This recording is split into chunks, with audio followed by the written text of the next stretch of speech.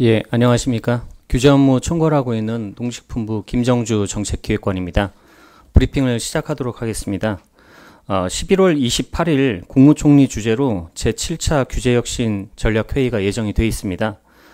이번 회의는 낡고 불합리한 토지 규제 혁파를 주제로 해서 농식품부뿐만 아니고 환경부, 국토부가 같이 참여를 하게 됩니다. 이번 회의에서 농식품부와 산림청은 국민이 체감하는 농지 산지 규제 개선 과제 총 45건을 확정 발표할 계획입니다. 이러한 규제 개선 과제들을 추진할 경우에 민간 투자 확대라든지 아니면 부담 경감과 같은 부담 경감 등을 통해서 앞으로 10년간 총 2조 5천억 원의 경제적 부가가치 창출이 기대됩니다. 과제는 크게 세 가지 분야입니다. 과제별로 주요 내용에 대해서 말씀드리겠습니다. 먼저 첫 번째 분야입니다. 그동안의 농지가 농사에만 주로 활용이 되었습니다. 근데 이제 앞으로는 신기술과 전후방 산업까지 이용 범위를 대폭 확대하게 됩니다. 세부 내용은 농업진흥지역 내에서 농업 투입체 또 서비스 이런 전후방 산업 시설을 설치할 때 전용을 다 받아야 됐습니다. 근데 앞으로는 전용 없이 이런 시설들의 설치가 가능하고 스마트 농업 육성 지구에 농지 전용 없이 모든 형태의 수직 농장을 설치할 수 있도록 현재 농지법 시행령을 개정 중에 있습니다. 또한 올해 3월부터 농촌 공간계획법이 시행이 되면서 농촌 공간계획 제도를 운영을 하고 있습니다. 예를 들면은 농촌 마을 보호지구, 또 농촌 산업지구, 축산지구 이렇게 해서 농촌 공간에 7개 정도의 지구를 지정해서 농촌 공간을 계획적으로 배치하고자 하는 그런 제도입니다. 근데 이런 지구별로 들어가는 시설들이 좀 특화가 되어 있습니다. 뭐 예를 들면 농촌 마을 보호지구 같은 경우는 아무래도 주민들이 사는 그런 지구이기 때문에 단독 주택이라든지 뭐 소매점 이런 시설들이 필요하게 되고, 또 농촌 융복합 산업지구 같은 경우는 예를 들어서 농촌 관광단지가 이제 운영이 되게 된다. 그러면은 문화시설이라든지 아니면 숙박시설, 음식점 이런 곳들이 필요하게 될 겁니다. 그럼 이런 지구별로 적합한 시설들이 좀 더 용이하게 들어갈 수 있도록 농지와 산지 규제도 대폭 완화해 나갈 계획입니다. 이런 목적은 농업을 농산업으로 확대 발전시키고 또 농촌 공간을 재구조화할 수 있는 토대를 마련하고자 하는 것입니다. 예, 다음 페이지입니다. 두 번째 분야로 생활인구 유입을 확대시키고 투자 활성화를 통해서 농촌과 상촌의 활력을 높이겠습니다. 먼저 산지 전용과 일시 사용 제한 지역이라는 제도를 1989년부터 운영을 하고 있습니다. 현재 전국에 한 33,000헥타 정도가 되는데요. 그 중에 이런 제한 지역 같은 경우는 굉장히 전용이라든지 사용이 어려운 그런 지역입니다. 근데 이런 지역들이 도로라든지 토지 개발 이런 여건 변화로 인해서 당초의 지정 목적을 잃은 그런 산지들이 있습니다. 그래서 이번에 이런 산지들을 일제 조사해서 3,580헥타를 해제할 계획입니다. 다음은 농촌 관광 분야입니다. 관광이 내수 활성화에 굉장히 중요한 산업입니다. 관광 단지 같은 경우는 문체부에서 현재 지정을 하고 있고 최소 50만 제곱미터라는 하한 면적이 설정되어 있습니다. 근데 농어촌 관광 휴양단지는 현재 규정상 15,000제곱미터에서 100만 제곱미터 이하로 규정이 되어 있습니다. 근데 여기에 상한이 있다 보니까 조금 더 넓게 관광단지를 조성하고 싶어도 조성하지 못하는 그런 경우들이 있습니다. 앞으로는 이런 면적 상한을 폐지해서 농촌 공간에 관광 거점을 구축할 수 있게 되고, 주말 농장용 소규모 농지 취득을 할 때도 영농 계획서를 작성을 해야 됐습니다. 예를 들어서 영농 계획서에는 노동력 확보 방안이라든지 아니면 농기계, 장비, 시설의 확보 방안, 자금 조달 계획 이런 여러 가지 항목들을 구체적으로 기입을 했어야 되는데 앞으로는 주말 농장용 소규모 농지 취득에 대해서는 일부 항목을 작성하지 않아도 되도록 간소화할 계획입니다. 이런 것들을 통해서 도시민의 농지 매입이라든지 농촌 유입을 좀 더 활성화할 계획입니다. 다음 마지막으로 세 번째 분야입니다. 농업인들의 영농 편의를 좀 높이고 농업인뿐만 아니고 농촌 주민의 생활 불편을 해소하기 위한 제도 개선을 추진합니다. 먼저 농작업 활동을 하다 보면 화장실, 또 농산물 출하할 때 주차장 이런 시설들이 꼭 필요하게 됩니다. 근데 현재는 전용을 통해서만 이런 시설, 이런 면적들을 확보할 수 있었는데 앞으로는 전용 없이 이런 시설들을 설치할 수 있도록 허용할 계획입니다. 다음은 고령 농업인들도 그렇고 일반 농업인들도 그렇고 농자재를 구입할 때 농약이나 비료가 반드시 필요하게 됩니다. 근데 이런 농약이나 비료를 판매하는 시설들은 대부분 농업진흥지역 밖에 있습니다. 그러다 보니까 농업진흥지역 안에 있는 농업인들이 이런 투입재들을 구입하기 위해서 그 멀리까지 이동을 해야 되는 그런 불편함들이 있었습니다. 근데 이제 앞으로는 미국 종합 처리장이라든지 아니면 농산물 유통센터의 부속 시설로 이런 판매 시설들을 설치할 수 있도록 함으로써 조금 더 농업인들이 편리하게 농업에 필요한 자재들을 구입할 수 있도록 뒷받침할 계획입니다. 아울러 임업 경영의 편의성과 관련해서도 울타리하고 관정 이렇게 필요한 시설들이 일일이 다 허가받거나 신고를 받아야 되는 시설이었습니다. 근데 이런 소규모 시설에 대해서는 허가라든지 신고를 면제해 나갈 계획입니다. 이번에 발표하게 되는 이런 규제 개선 과제는 농촌 경제의 활력을 높이고 농업인과 농촌 주민의 생활 불편을 해소함으로써 국민께서 피부로 체감하실 수 있는 그런 효과를 내는데 초점을 맞췄습니다. 기후변화도 있고 인구 감소 고령화 이렇게 농업농촌이 여러 가지 문제들을 직면하고 있는데 농지제도의 전반적인 개편을 포함해서 농업농촌 구조개혁 방안을 12월 중에 마련해서 함께 발표할 계획입니다. 이상 브리핑 마치겠습니다. 감사합니다. 네, 그럼 지금부터 질의응답 시간을 갖도록 하겠습니다. 질의가 있으시면 손을 들어주시면 저희 호명을 하도록 하겠습니다. 예, 농민신문 하지혜 차장님. 네, 국장님 말씀 잘 들었습니다.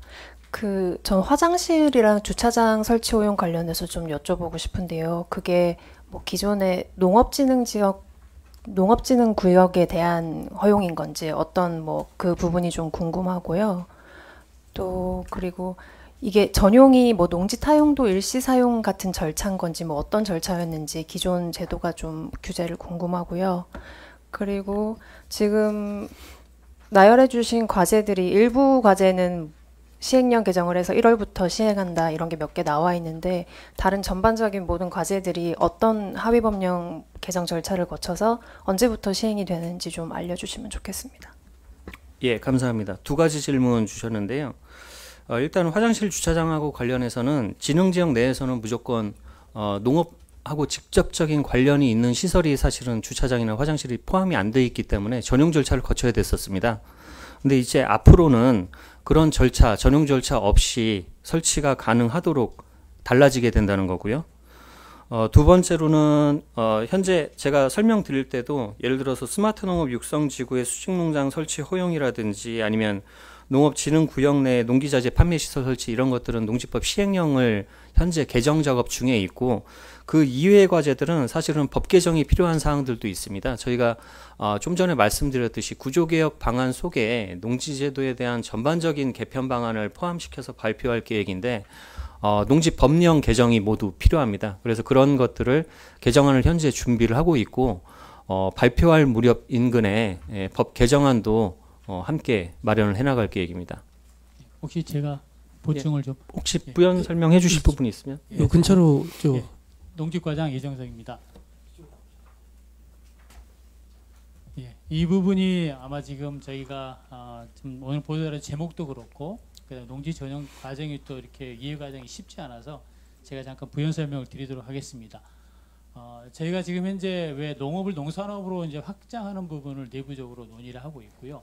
아까 국장님께서 발표하실 때 농지가 농사용으로만 쓰였던 게 현재의 어떤 보면 큰 흐름이라 하면 앞으로는 그거 말고도 이제 신기술이나 이런 걸 들여야 되지 않느냐 그런 맥락이 있습니다. 그럼 그런 어떤 산업이 들어오거나 아니면 시설이 들어올 때 농지법이 어떻게 수용할지 이게 이제 관점인데 농지 전용을 다 안 하는 게 아닌 겁니다.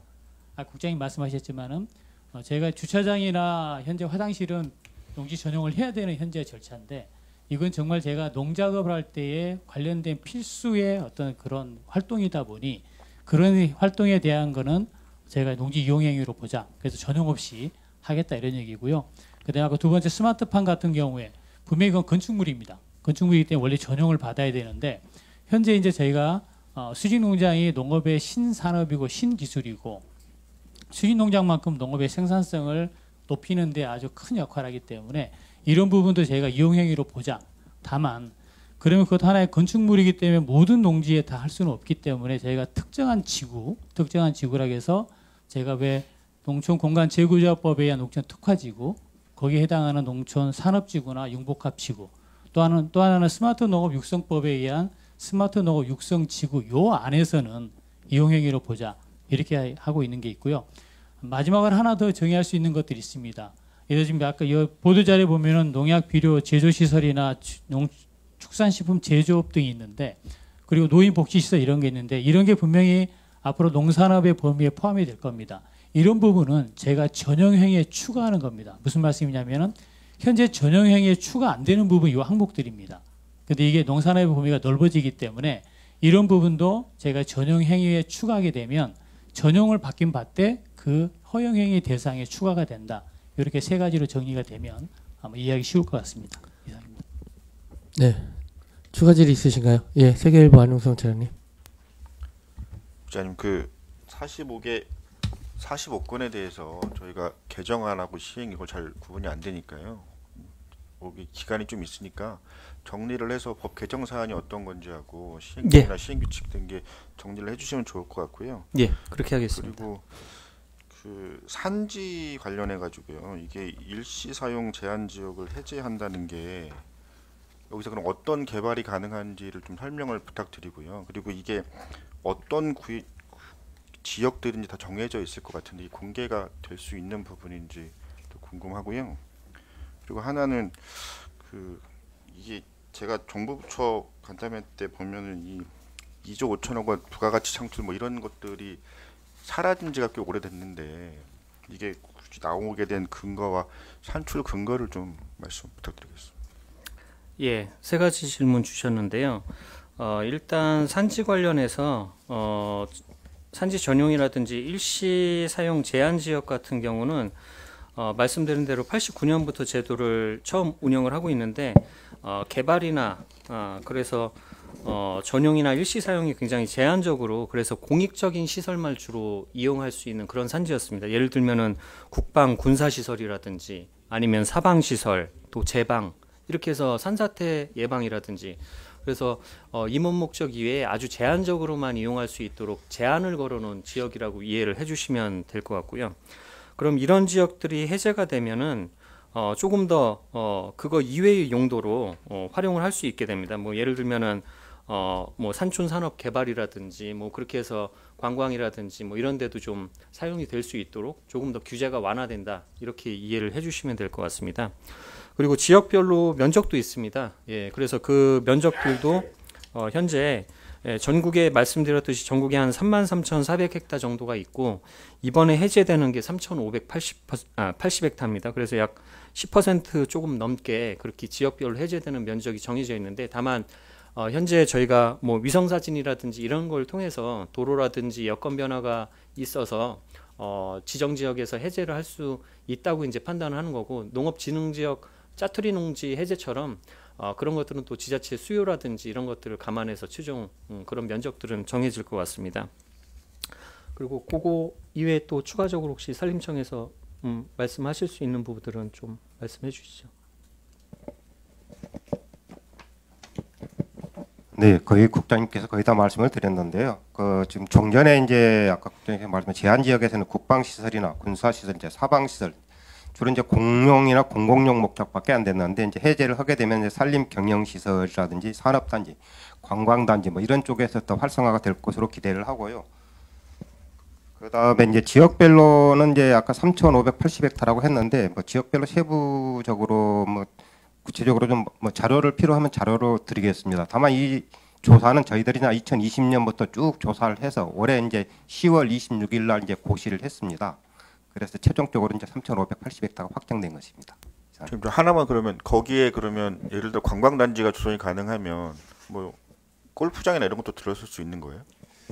골프장은 이제 지금 골프장은 관광 체육시설로 종전에 됐다가 골프장이 지금 체육시설은 아마 골프장은 되지 않을 걸로 판단이 됩니다. 네, 조선비즈 윤영 차장님. 네, 조선비즈의 윤현입니다.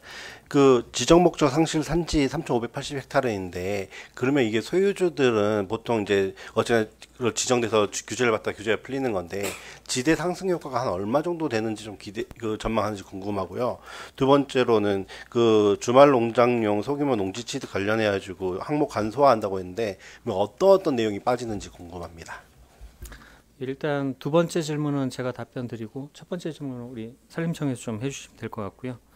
아까 이제 설명을 잠깐 드렸는데 주말 체험 영농 계획서상에는 노동력 확보 방안, 또 농기계 장비 시설 확보 방안, 자금 조달 계획 뭐 이런 것들이 필요했었는데요.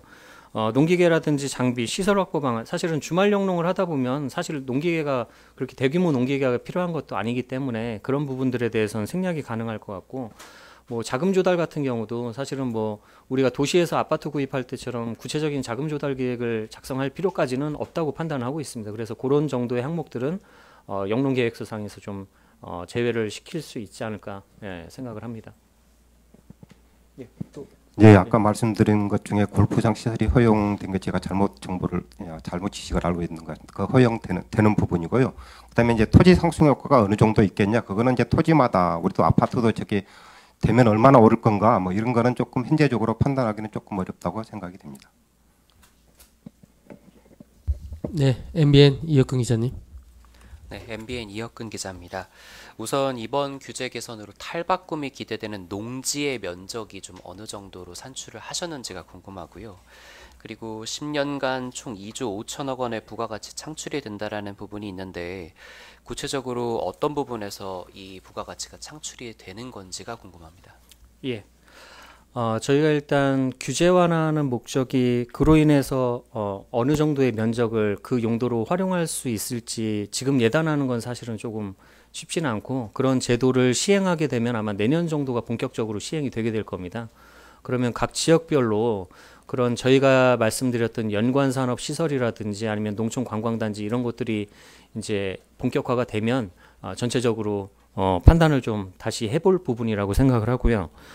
저희가 10년간 2조 5천 이제 말씀을 드린 건 저희 농지 규제, 산지 규제를 다 포함하는 개념이고, 그 중에 가장 큰 비중을 차지하는 게 농촌 체류형 쉼터를 통한 생활인구 유입 부분, 그리고 또 물론 이 과제는 포함은 여기에 적시는 안 돼 있습니다만 농지 규제 개선 과제로 이미 10월 달에 한번 발표를 해드린 그 체류형 쉼터입니다. 그 이외에 또 짜투리 농지 해제 같은 것들을 통해서 그렇게 해서 다른 시설들이 설치가 되게 되면은 그로 인한 소비자 후생 증가 등을 감안했다는 말씀을 드리고요. 산림청 쪽에서는 이 산지 전용 일시 사용 제한 지역 이제 해제 부분, 그런 부분들이 큰 비중을 차지를 하고 있습니다. 예, 더바이어 임동준 국장님.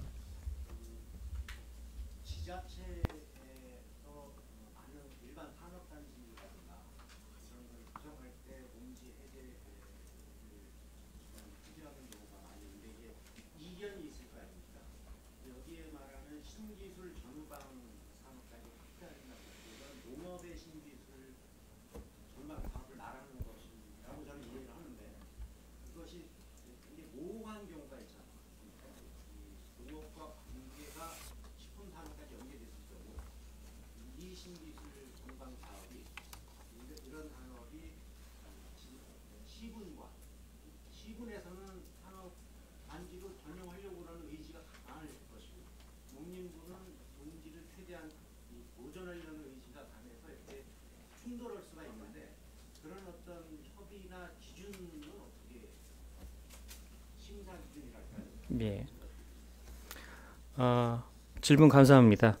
저희가 전후방 산업을 어떻게 볼 거냐에 대해서도 굉장히 논란이 많이 있을 수 있습니다.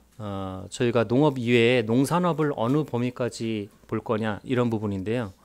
현재 농업농촌기본법상 농업의 정의가 되어 있고 농산업에 대해서 조금 부족한 부분이 있습니다. 그래서 저희가 의원입법을 통해서 지금 농업농촌기본법 개정하는 작업들을 하고 있습니다. 그래서 농산업 중에서 전후방 산업이라고 할 수 있는 것들이 예를 들면 가공업, 식품산업이 되겠죠. 식품 제조업들, 그리고 유통업, 뭐 그를 운반하는 여러 가지 업들, 그리고 서비스업, 투입제 산업, 이런 것들을 저희는 전후방 산업으로 정의를 하고 이런 산업하고 연관되는 시설이 계획적으로 좀 배치가 되도록 하자는 게 이번 제도 개선의 취지입니다. 그래서 온 농지의 모든 이런 전후방 시설을 분산해서 설치하는 게 아니라 제가 아까 말씀드렸듯이 농촌공간계획법상에 그 7개 지구가 있습니다.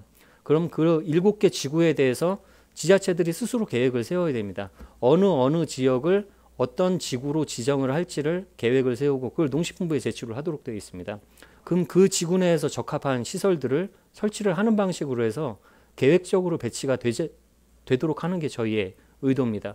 그러니까 지금 말씀하신 대로 지자체는 먼저 공간계획법상에 따라서 자기 시군 단위든 시군 단위 내에서 그러면 7개 지구를 어떻게 배치할지 그 지구에 따라서 기존에 있는 시설들을 어떻게 재배치하고 또 새로운 시설들을 어떻게 입지를 시키겠다고 하는 계획을 농식품부하고 협의를 할 겁니다. 그럼 거기에 적합한 시설들인지를 또 농식품부가 같이 판단을 해서 협의하는 그런 절차들을 거치게 될 겁니다.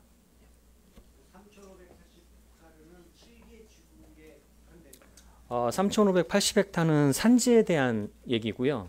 예, 산지에 대한 얘기입니다. 네, 조선미주윤영 기자님. 네, 저 하나만 더 여쭤보면요.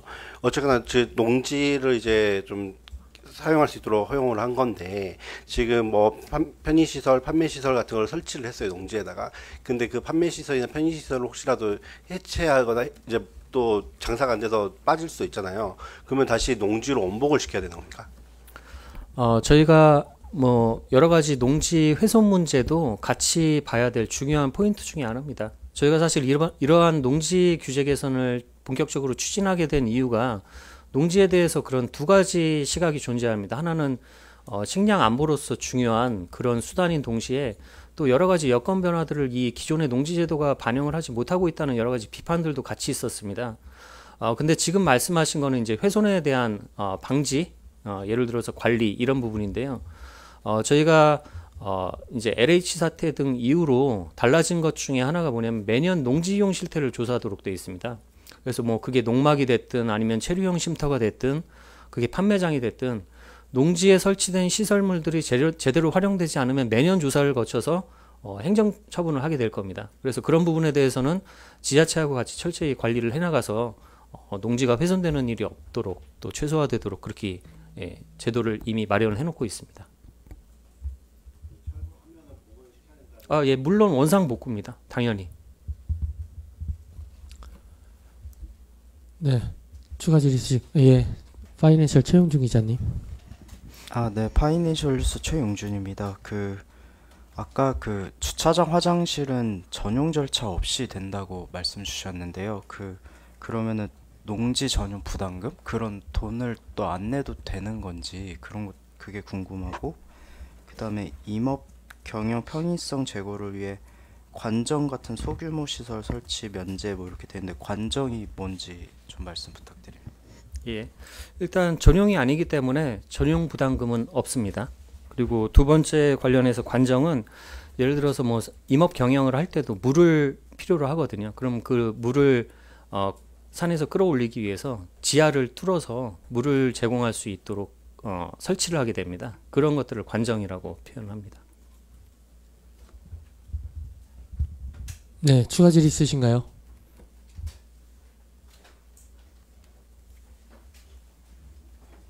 네, 추가 질의 없으시면 이것으로 브리핑을 마치도록 하겠습니다. 예, 수고하셨습니다. 예, 오랜 시간 감사합니다.